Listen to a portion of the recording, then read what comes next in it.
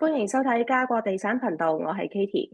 我哋講樓市、講經濟、講時事，講盡你心中關心嘅話題。繼續有我哋嘅常駐嘉賓 CPA 阿 Ben、Top Far Development 嘅 Thomas、Cornerstone Marketing 嘅 Johnson、Remax 識售嘅 Sharon。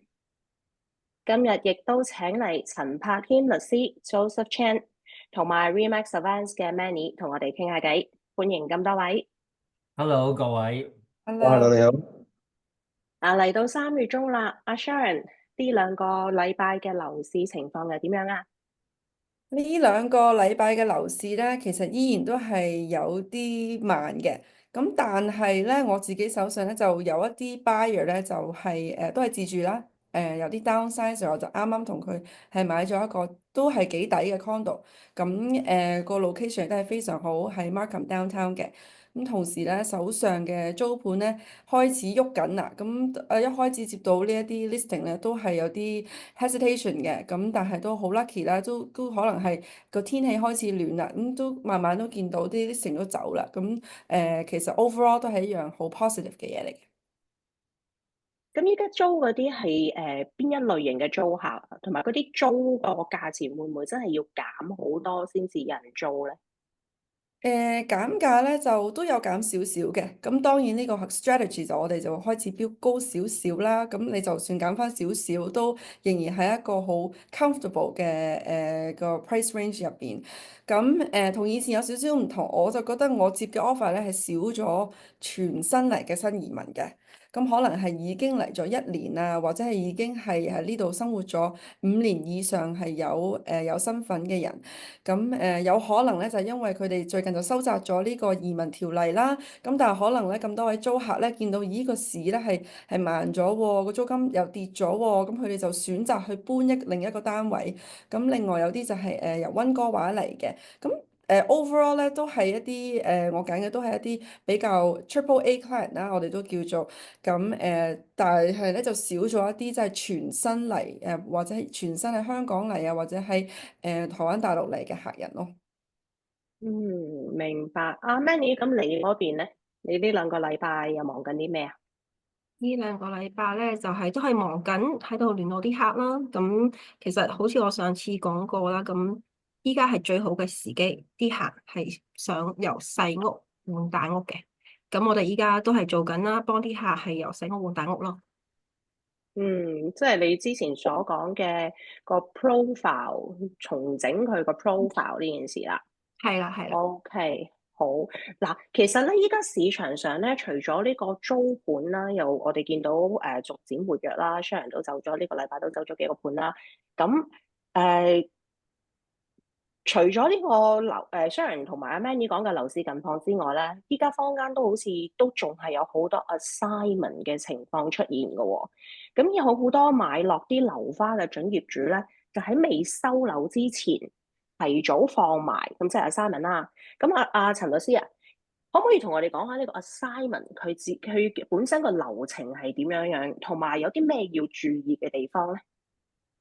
其實 Simon 最主要嚟講咧，就係本身一個買家喺發展商度買咗個合同，簽咗個合同買一個物業啦，跟住之後佢想將佢喺呢個合同裏面嘅權利咧轉嫁落個新嘅另一個準買家度。咁當中涉及到嘅就係價錢啦，同埋律師各方面要睇下本身簽個合同裏面有啲咩條款啦。譬如話，盡量同我哋溝通下佢額外嘅有冇啲，因為買新樓盤同二手樓都有啲區別嘅。買新樓盤咧本身嚟講，佢係有好多雜費，有冇封頂費啊，同埋各樣嘅須知咯。咁以前我哋做好多 assignment 咧，其實就都係賺錢多嘅。咁但係可能呢半年至1年嚟講咧，你會發覺好多人咧寧願放棄晒佢自己投放咗嘅訂金，用一啲細啲銀碼咧去將呢個合同咧轉俾一個新嘅買家。咁如果你問我當中涉及到啲咩，其實最主要都係睇翻錢啦，同埋佢引申咗個稅項咧。其實好多時好多人都唔知道，如果你買咗個 assignment 出去嘅話咧，你要俾 HST 嘅，要俾 follow 稅嘅，係按你賺嗰啲錢嚟算嘅，就本身嗰個 deposit 就唔需要嘅。咁另外就係同埋個增值稅咯，就係咁。嗯。但如果我依家係放咗個 assignment 啊，我而家係撻訂啦，啲訂金我已經攞唔翻，或者我而家賣出去個價錢已經比我原本買翻嚟個價錢係低嘅話，咁個 HST 同埋個增值稅就唔存在，係咪唔存在。咁理解？冇錯，如果你用同一啲價錢或者一個低於之前買過嚟嘅價錢咧，去生咗俾另一個 third party 咧，你唔會引申到任何嘅 HST，同埋亦都冇其實我哋唔算叫增值稅，因為我哋從來都冇買過呢棟樓嘅，所以都係一個好似我哋買股票啊或者第二啲投資嘅稅 business income 嚟算嘅，就係咁嘅意思。喂，咁啊，Joseph，咁其實呢一個會唔會係一個 capital loss 咧？定唔係算係一個 capital loss 嘅？唔會一個 capital loss，但係一個 loss of income， business income 係可以對沖翻嘅，我知道。OK，即係可以有carry forward 7年啊，可以咁樣。係啦，carry forward 到往後轉10年係可以。OK，咁我又想問啦，咁你而家買 assignment，咁當然係同買普通嘅 resale 唔同啦。咁個原本個準買家已經俾晒嗰啲訂，如果一個新嘅準買家，即係譬如依家今日我買咗 Sharon 放出嚟嘅 assignment，佢原本啲訂已經叫做蝕晒俾標打啦，咁佢以低10萬蚊嘅價錢賣俾我，咁我仲需唔需要俾訂金俾標打嘅咧？定係我直接同阿 Sharon 交收就已經可以咧？唔會嘅。當時如果我哋做 assignment 嘅話咧，其實所有嘅訂金咧係 between 個 assigner 同個 assignee 去作調整嘅。咁譬如話，如果當時嗰個準買家已經係投放咗20萬嘅訂金俾發展商，跟住而家你淨係需要俾翻10萬蚊嘅訂金去咧，俾個之前嗰個買家咧，咁就會喺兩個 party 裏面做個調整咯，就唔涉及到發展商嗰邊嘅，即係嗰啲訂金永遠 sit 喺發展商個 trust account 度嘅。但係當我哋兩個 assigner 同 assignee 作翻個調整嗰陣時咧，咁個 assignee 就唔需要俾翻20萬。嗰個 sign 咯，淨係俾10萬蚊就 OK 啦。明白。仲有一個問題就係頭先我哋提到有一個同發展商買樓花嘅時候啦，有一個 capital levy 嘅。咁個 levy 咧買嘅時候嘅發展商就有啲佢會 cap 咗啦。咁我做 assignment 嘅時候，我係咪可以 assume 呢啲 levy 對新嘅準買家嚟講都係 cap 咗嘅咧？定係發展商係有機會或者有權利去 lift 咗個 cap 嘅咧？因為呢度都可能講緊都爭幾萬蚊㗎。呢一個係一個真係需要律師去同你睇所有嘅文件去決定呢件事。我發覺譬如10幾20年前我哋做 assignment 嗰陣時咧，其實好多封頂費咧係自動可以轉翻落新個準買家嘅頭上嘅。但係咧最近我做好多 assignment 咧係如果佢就算本身個合同裏面冇寫明話嗰個封頂費唔可以轉嫁到新買家咧，但係出嚟嗰個 assignment agreement 裏面咧，佢會標得出嚟嗰個 builders draft builder consent 咧，佢會寫到講到明話，以前所享受到嘅封頂費咧，新嘅準買家係唔可以再承接到咯。咁所以咧，呢樣嘢真係要 make sure 要提及新嘅 purchaser 同我哋溝通下嗱，你要預算咗之前可能12000蚊或者15000蚊嘅城市規劃費用或者教育嗰個費用咧，暫時嚟講你享受唔到啦，可能會升到3至4萬。但係真嗰個數咧，好多時我哋都唔會太知道太準確嘅。遇到 final closing 咧，當嗰個最後 closing 嗰陣時，個發展商出呢個清單嗰陣時咧，就會見到真正新嗰個買家咧，俾發展商 charge 幾多錢。咁多數我嘅經驗嚟講咧，都要差唔多調上咗，起碼70%至1倍嘅，有時都會見到。即係原本個買家俾緊可能係1萬蚊 cap 咗嘅 levy，咁如果佢做個 assignment 新承接嗰個買家，有機會係俾咗2萬蚊噶咯喎，即係要需要喺 final closing 嗰時俾2萬蚊噶咯喎。我有見過呢啲 case，亦都有見過增加嘅幅度唔係太多，但係亦都有真係見過啲幅度真係好多，所以嘅個別嘅例子好唔同。明白，咁啊，各位朋友就真係要留意下啦。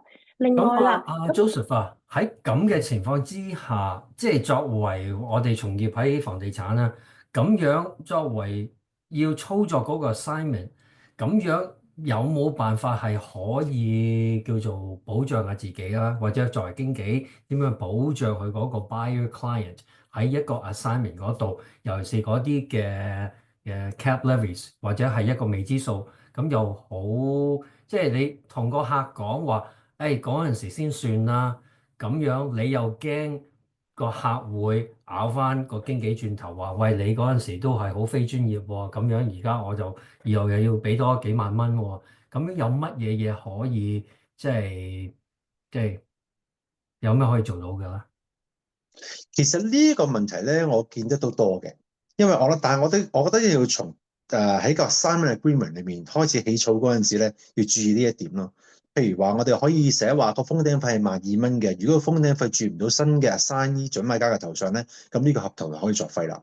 或者咧，如果新嘅封頂費係取消咗，而往上進嗰啲咧，嗰個 difference 啫，要嗰個賣家負責翻。咁喺當時我哋做交筆嗰陣時，即係 assignment 嘅 closing 嗰陣時咧，我哋可能會 hold back 一啲錢。咁等到 final closing 嗰陣時出咗個 statement adjustment 啦，我就確認翻嗰件事咯。咁 hold back 嘅 quantum 咧，同埋 hold 幾耐咧，都係一個比較關鍵嘅事情需要注意咯。我想補充少少啊，陳律師就係我作為係 developer 嘅身份講咧，就係其實通常有兩個 condition 喺呢一個 assignment closing 呢啲費用咧。一個咧就係有陣時就無奈要 developer 可能係即係 offer 係一啲低少少嘅價錢。第二個咧有一個問題喺我哋好多時我哋都唔想將呢個價錢係即係 jack up，其實我哋想 closing 想賣咗交易啫。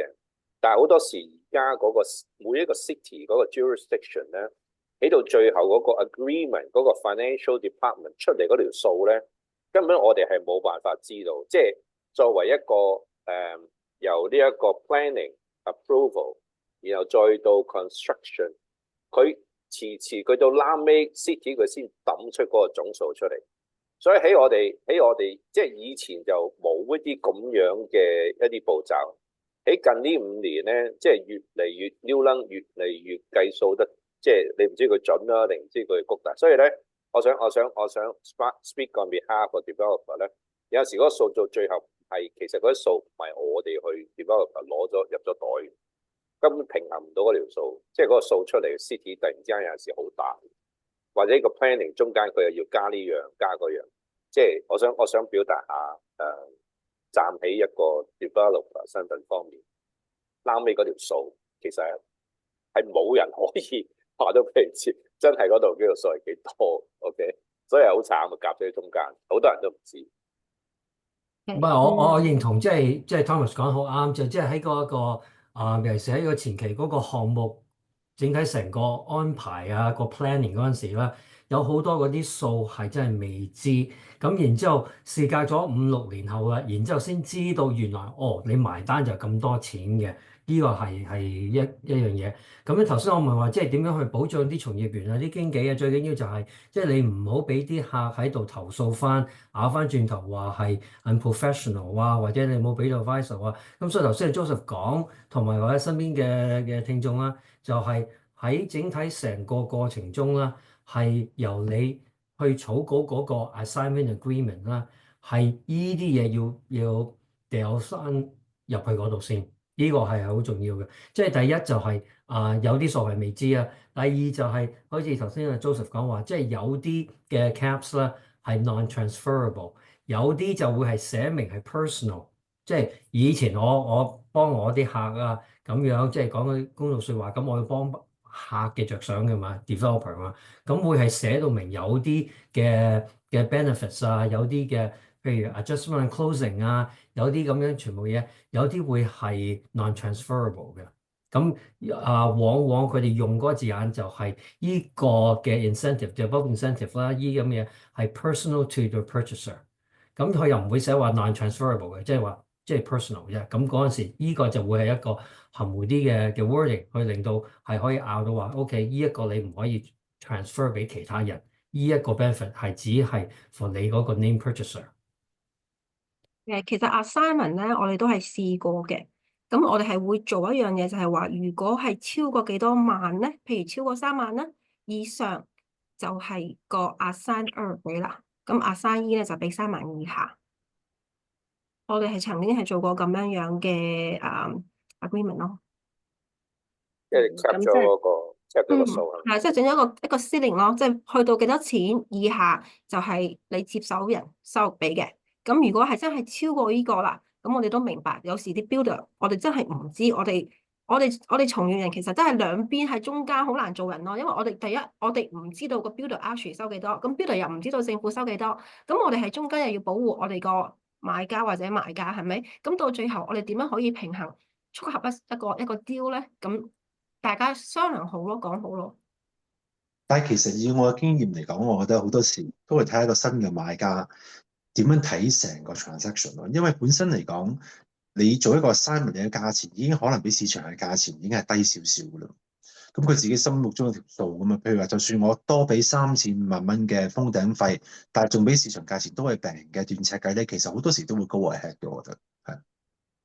唔以前係啊，而家有啲情況咧，就係譬如或者你做一個 assignment，你係到我哋3月做咗個 assignment 啦，不過正式個 final closing 啦，可能係等到5月啊或者6月啊咁先做 final close 喎。咁喺呢個期間咧，你作為嗰個新接手嗰個買家，咁就睇見小紅書依度又有多一個盤喎，依度有多個盤喎，依度有多個盤喎，咁就開始腳震啦。然之後睇下，哇！上一層高一層低一層，原來咁嘅價錢嘅，喂呀！咁有陣時又有少少叫做 buyer's remorse 啦。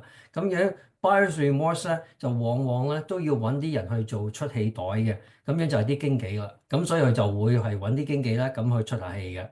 係唔係啊？啲經紀們？你睇我都會哋話依有呢一個家冇辦法情知啦。況嘅。咁但係咧就講真，如果係蝕到入肉嘅盤咧，就真係唔係好多。咁我最勁我試過都有一個某大 builder 嘅3房嘅 development，嗰個 development charge 去到9萬蚊嘅。去到9萬蚊，咁其實係一個 big jump 嚟嘅，即係可能由2萬幾跳到9萬，咁即係其實佢，但係好彩咧，就係嗰棟 building 佢蝕讓嘅單位就唔係好多，加上咧佢而家仲有 inventory，咁 builder 再放出嚟嘅尾盤嘅價錢都係非常之高，咁所以個客咧即係都可以嗰個心理都平衡到，咁但係當然啦，嗰個 development charge 呢一個起跳咧係有啲震驚嘅。development charge 2萬蚊，我都未聽過好耐咯喎，即係我唔知佢點樣出到2萬蚊 development，你用3房添喎，係咪？即係俾 city 你隨便你撳落去 Google search 就睇到都，我諗阿陳律師都知道啊，即係我好耐未聽過2萬蚊 development charge。I wish 即係 developer 啊，因為唔佢逐個係啊，Thomas 有啲 builder 佢哋係喺行內知道佢哋嗰個 caps 啦係好吸引嘅。係我明白，即係都係個調整個數啦，我明白嘅，我明白嘅。係啊不過即係話。即係 anyway，所以我頭先講就係話，其實有幾種嘅 developer，即係有啲就一個數好靚仔嘅，咁之後先再點樣，一啲咧就比較咩啲嘅，務實啲嘅，咁但係就都係你頭先我好同意講法就係，即係作為 agent 係教喺中間點樣可以，即係我哋 developer 都肯定啲 terms，律師梗係都係寫到 protect 我哋，因為其實好多變數我哋都唔想變，但係無奈真係。冇人知道政府係嗰班人係會變到，即係你都冇辦法。所以都係睇清楚白紙黑字有啲咩唔明，就要問下陳律師啦。咁另外題外話啦，或者係 Thomas 可以答到我哋啦。依家我哋買啲new development 啦，咪有個 occupancy 同埋一個 final closing 嘅。咁 occupancy 咧，即係簡單啲嚟講，我同個標打租緊樓嘅。去到 final closing 真係揾阿陳律師 register 咗個 title 啦，咁我先至叫做真實地擁有層樓啦。咁呢個 occupancy period 我見過有3個月，亦都有成9個月嘅喎。咁個 difference 喺邊度咧？點解個時間會咁長啊？中間個差別會咁大咧？嗱，呢個咧就某方面陳律師答可能仲精細啲，我可以解釋俾你知，其實。都係中間咧，我其實頭先啱啱想請教陳律師有一個實例嘅，咁但係我先答咗你先。咁喺呢一個 occupancy 到係 closing 嘅情況下咧，其實 occupancy 好多時咧就係要趕，即係我哋 developer 就希望盡快 occupancy close 咧，盡快攞銀行嘅錢，最拉尾嗰嚿，即係如果唔係又賣唔到數嘅講真。咁但係問題咧，好多時喺個 construction 咧，好多嘢未必做得好，未做好啊！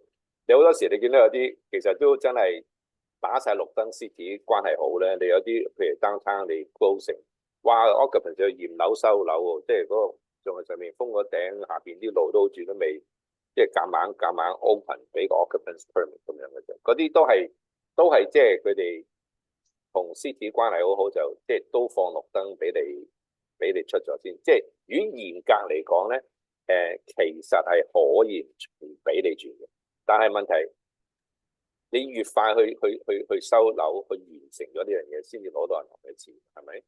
咁所以你講個時間差別，其實關係到嗰個中間主要係嗰啲技術上嘅協調，嗰個 finish work 未完成晒，所以好多時都係企咗喺中間啊。咁最近有啲例子，我先想或者陳律師再補充下呢方面先啊。以我嘅認知，應該係中期交骨嗰陣時就會從低層開始做 closing up to 往上面去咁啦，一層一層。大概要等到差唔多嗰個物業管理公司喺地政處度成立咗咧，咁差唔多而家嚟講，標達俾我哋啲客人就30天通知咧就要 closing 噶啦。咁所以咧，以我經驗嚟講，高層嘅咧就會遲少少，就 interim closing， 但係咧。咁 final closing， 因為多數都係成棟大廈或者某一種層數去一齊 close 噶嘛，咁所以咧就高層咧多數都會嗰個 interim closing 嘅時間會短過低層，我知道。但係最緊要就係嗰個物業管理公司喺地政處度 register 咗咯。咁幾時先至 register 到地政處度咯？我諗可能要交翻俾阿 Thomas 溝通下，係咪有啲政府嘅批文需要通過咗啊？或者係冇錯，嗰度會幾複雜嘅，因為中間如果譬如嗰批人係第一唔夠經驗，或者佢預備嘅 document 齊入去嘅時候咧，同埋關係唔係咁好咧，就好多時就彈嚟彈去咧，就即係嗌晒交嘅，即係內部。咁就所以一啲大嘅developer， 即係譬如話 Tridel 咁。即係好 establish 嘅，即係夠晒，所以佢哋點解就係話哇，即係 property management 佢哋咁好嘅 follow up 咧咁樣。咁其實最主要都係個 team 人，同埋你預備嗰 document 咧，嗰個 project manager 係咪夠硬淨去睇到晒呢啲嘢，去跟個時間好緊要。如果唔係咧，你嗰度都未完晒，跟住你又去講一啲嘢，跟住你原來發現咦嗰個 construction 有好多 defects 喎，嗰個 deficiency， 你去嗰個 list 都話，即係阿媽都唔認得。最近咧有一個不點名嘅喺 Richmond Hill 嘅 project 咧，即係如果 townhouse 我朋友買咗咁咧就係 condominium 嘅，即係講名啦。咁但係就最近就有集體訴訟，即係佢啊都想要啦，咁樣都起好咗啦，咁啊等咗幾年。咁但係個問題我話，咁你點樣 finance？ 即係嗰度又開始有 litigation。你係 condominium， 咁你中意都，咁佢 send 啲嘢俾我睇咧，嗰啲質量真係好差嘅，即係啲牆又唔直啊，咁個釘譬如話6尺乘9尺，得個冇咗3尺啊，咁話你要買律師喎，唔知你簽咗啲乜嘢咁樣，咁啊哎呀律師嘅律師又唔理呢樣喎，咁我話咁我答唔到你喎，即係咁呢個而家都好多啲咁嘅實例，有一啲 builder 咧。嗰個即係呢個 without prejudice 咁講嘅嚇，即係呢個唔針對任何一個 project， 即係有啲 case 咁樣咧，咁嘅時候嗰啲買家都係面對幾困擾嘅，即係一啲平民大眾咧，就你聽唔聽得我明啊？即係而家出咗嚟個 townhouse，咁啊有一紮咧就係集體訴訟，就係話佢個樓頂10尺有冇10尺，少咗成尺，1尺多啲，咁佢跟住咧嗰啲。影啲相俾我睇，哇！啲風又漏罅嘅，咁啊跟住咧嗰啲牆咧又唔係直嘅，就咁拗咗嘅，咁個釘又實，即係你睇到你都哇！咦唔係啊嘛咁嘅手工嘅，即係咁樣咯，係都幾，而家好多我諗阿陳律師都面對好多啲咁嘅問題，仲有啲 grey area， 有啲又唔係你哋嘅工作，可能中間係如果一般人去收樓都好多問題，係咪咧？我自己啲客人就少遇啲咁嘅問題啦，因為本身可能如果冇咁仔細嘅或者海外買家嘅，可能佢未必會即刻發現到呢個情況。但係我 imagine 都可能每個發展商都有佢自己嘅利弊咯。咁但係如果尺數，如果係用純粹用尺數講，我知道你哋寫咗為個 variance 咁啊，即係如果少過5% 或者多過5%咧，其實咧準買家都接受咗呢件事噶嘛，係咪？冇錯冇錯。咁另外啲建築上面嘅嘢咧，咁即係可能要俾啲比較高端啲嘅人去發現咗，或者係即係要深入咗，即係搬落去啫，先知道有啲仲有啲咩第二啲問題發生咯。其實5%好難去攞到呢個 accuracy 嘅，不過咧，好似 ceiling height 少咗成尺咧，呢樣嘢就好明顯。喂，Thomas，咁樣不過個 ceiling height 同嗰個面積有咩關係咧？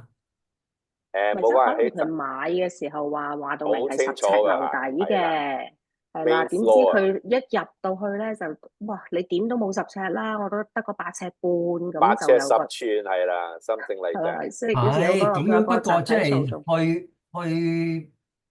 去反駁就話喂咁樣，除非嗰個 agreement 寫明話我而家買依座樓就因為你頂樓嗰度係有10尺樓底，我表明我嗰個 purpose use 即係我係要喺上邊要跳蹦蹦床啊咁樣，咁先要係違反咗嗰個 stated purpose，或者你純粹咁樣，即係因為喺嗰個 building code 即係。either 10尺或者8尺9寸都係屬於 habitable 嘅啫，係嘛Yeah, it is. Building code is fine，但係佢買寫明，譬如話 bracket 係 main floor、kitchen floor 係10尺 ceiling height。OK，咁但係而家係冇10尺，呢個係一個 major 嘅 deficiency。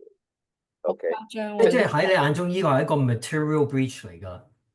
哇，not only material，淨係佢成個 structure 係做錯咗。OK。即係呢個係好嚴重嘅，即係當然你唔計 bulkhead 啦，我哋講 ceiling height 係，譬如你睇我而家後邊嗰座係 Warren Young 嗰陣時 under construction，咁我哋9尺就係嗰個 underside of 嗰個 concrete 係 clear 9尺 bulkhead 攞尺嗰個唔計 ，right， 即係嗰個排氣口啊，攞尺個 bulkhead 唔計，咁佢根本就 main ceiling 係冇10尺，而係變咗8尺10寸度，咁呢個就係一個 major defect， 即係仲有其他啦。但係問題你睇到，即係遲啲我哋再交流下 ，send 啲俾你睇下，你睇到哇，你睇到你 you don't believe it's a new house，you know，so but anyway， 即係有啲咁嘅 grey area。